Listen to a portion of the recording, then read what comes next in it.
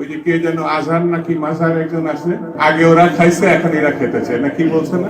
মিজানুর রহমান আজহারী সাহেব তার যশোরের মাহফিলে বলেছেন, দেশে আহামরি কোনো পরিবর্তন আসে নাই, এক দল খেয়ে গেছে আর এক দল খাওয়ার জন্য বসে আছে। আপনারা বলেন উনি কি কথাটা ভুল বলেছেন না ঠিক বলেছেন? আপনারা বাঘের মতো আমাকে উত্তর দিবেন আওয়াজ করে। প্রিয় কলিজার টুকরা রংপুরের ভাইরা, আজহারী সাহেব কি কোন দলের নাম উল্লেখ করেছিলেন? এই যে আস্তে কথা বললেন, কোন দলের নাম বলেছেন? কোন ব্যক্তির নাম মেনশন করেছেন? উনি জাস্ট বলেছেন এক দল খেয়ে গেছে আর এক দল খাওয়ার জন্য বসে আছে, এতেই কিছু লোকের গায়ে আগুন ধরে গেছে। আমরা কোন দলের নাম উল্লেখ করি না। আচ্ছা, মনে করেন যে আজহারী সাহেব কোন দলের নাম উল্লেখ করেই ফেলেছেন, কোন দলের নাম এক্স্যাক্টলি মেনশন করেছেন, তো আমাদের কি জনগণ হিসেবে বাক স্বাধীনতা নেই? বলেন সবাই, আছে না নাই? যদি আমাদের বাক স্বাধীনতা কেউ কাটতে চায়, তাদেরকে আওয়ামী লীগের ইতিহাস মনে রাখতে হবে। যুবক ভাইরা আমার, তো আমি দেখলাম একজন নেতা, তার নামটা আমি জাস্ট বলেই ফেলছি, ছোট্ট নাম বলছি, দুদু সাহেব। উনি বললেন কোথাকার কোন আজহারি মাঝহারি মিয়া, আজহারি কি মাঝহারি? এটা কি আপনাদের সস্তা মনে হয়? আজহারি এটা হচ্ছে বাংলাদেশের ব্র্যান্ডের নাম। যুবক ভাইরা আমার, আচ্ছা আপনি বলেন, এই যে একজন নেতা, দলের নেতা একজন আলেমকে বলছে আজহারি মাঝহারি কোথাকার কে, এটাই প্রমাণ যে সে মানুষটা শিক্ষিত হতে পারে না। একজন শিক্ষিত মানুষ আলেমকে কথা বলবে পরিপূর্ণ শ্রদ্ধার সাথে, সম্মানের সাথে। রংপুরের ভাইরা আমার, আচ্ছা আপনি আমাকে বুঝায় বলেন, মনে করেন যে আজহারী সাহেব কোন একটা কথা ভুলই বলেছেন, আমরা কারো অন্ধভক্ত নই, আমরা অন্ধভক্ত নই।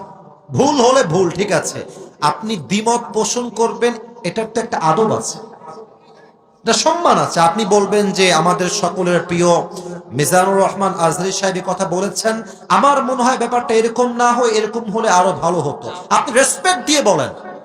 আপনি যখন আজহারীকে মাঝহারি বলে গালি দেন, কলিজার টুকরা যুবকদের রক্তক্ষরণ শুরু হয়ে যায়। যুবক, তবে হ্যাঁ, একজন বললেন যে আজহারী সাহেব আসেন, আপনি রাজনীতিতে নাম লেখা, আপনি রাজনীতি করেন, আপনি ওই দলে যান সেই দলে যান, যশোরের মাহফিল আপনার ইউটিউবে আজকে সার্চ দিবেন, জুম করবেন যশোরের মাহফিলটা, ড্রোন ফুটেজ বা পেছনের ফুটেজ দেখবেন, যত মাহফিলে অডিয়েন্স এসেছে 95 যুবক ভাইরা সেই মাহফিলে এসেছিল।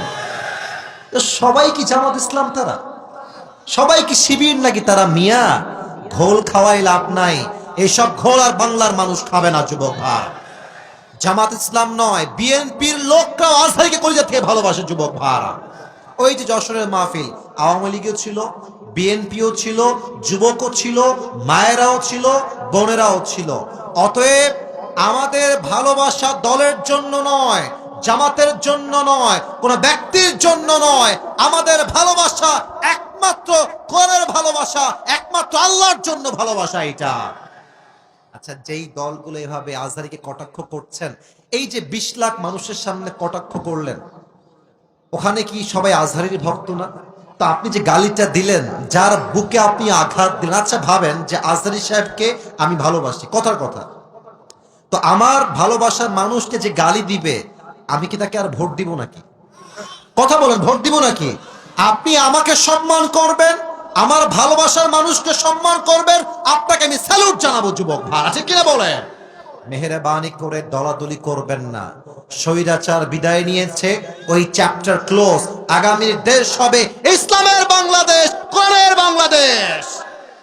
কেউ যদি রুখে দিতে চান, মনে রাখবেন ইসলামকে যারাই রুখতে এসেছে, কেউ রুখতে পারে নাই, তারা মাটির নিচে মিশে ধূলিসাৎ হয়ে মেচাকার হয়ে গিয়েছে। আল্লাহ প্রত্যেকটা মানুষকে কথাগুলো বোঝা এবং আমল করার তৌফিক দান করুক। পড়েন সবাই আমিন।